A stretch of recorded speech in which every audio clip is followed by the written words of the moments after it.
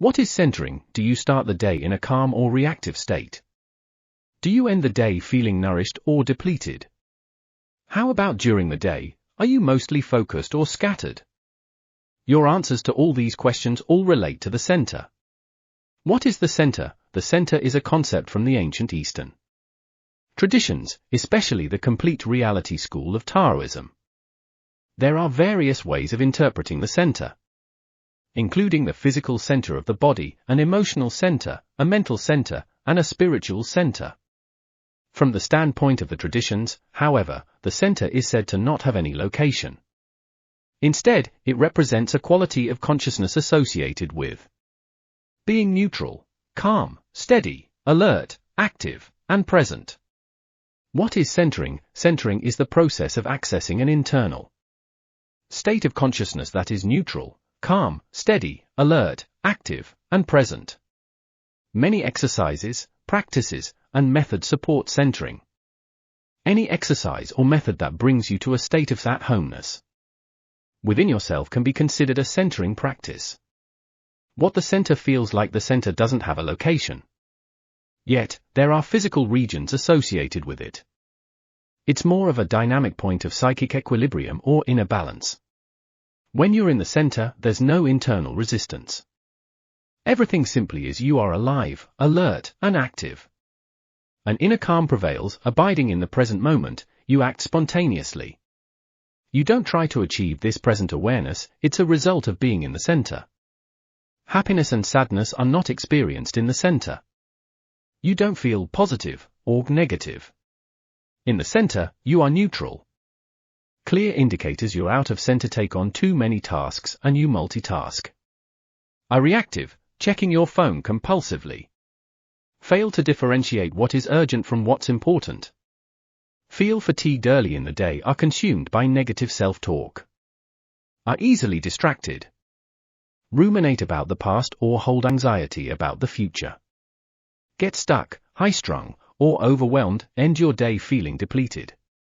Struggle with impulse control with sugar, social media, alcohol, snacks, TV, marijuana, drugs, porn, shopping, etc. Can't remember what you did yesterday or even today. Go to sleep too late or crash too early. Are any of these signs familiar to you? Most people live out of center. Most of us are out of the center all the time. Our search for happiness is a consequence of being out of the center. We strive for success or to build self-confidence largely because our center eludes us. Other symptoms of being off-center include addictive behaviors, being overwhelmed, laziness, procrastination, a fixed mindset, and self-criticism. When we're out of the center, we either don't trust ourselves, or we're overly certain. Gurus, thought leaders, talking heads, officials, and institutions become our authority. The truth is, when we're out of the center, we can't trust ourselves. Because we're disconnected from our instincts and our true feelings. The costs of living out of center: we experience all inner fulfillment from the center. When we don't abide there, we feel impoverished. This forces us to look to the future or ruminate in the past. We believe the answer lies in something external. A better job, the right relationship, more money, prestige, and so on. Certainly, these things will satisfy my needs, we believe. Perhaps the biggest sign of our collective condition is the prevalence of mental disorders.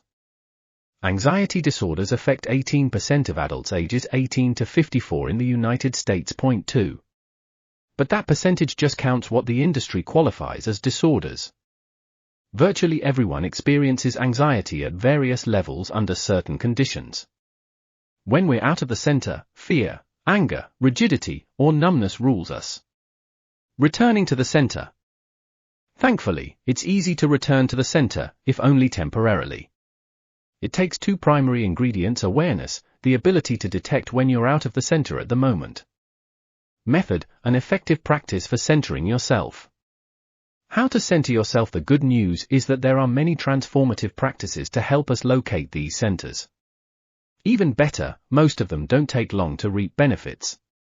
The process is straightforward. Notice when you're out of the center, and then do a transformative practice that helps center you. Noticing when you're out of the center is half the battle. We experience most of our lives without much consciousness. There's a good chance you're out of the center right now. One of the many gifts of sitting meditation is that it can help train your mind to remain in a state of non-judgmental awareness. The challenge most meditators have is they separate their meditation practice from the rest of their lives. To remain in the center, you want to make this reflective state more available throughout the day. Doing so will increase your awareness of when you're out of the center. 5 tips for help you maintain your center more frequently. In the next video we'll give you techniques on how to center yourself. Until then, have a centered week and we will see you soon.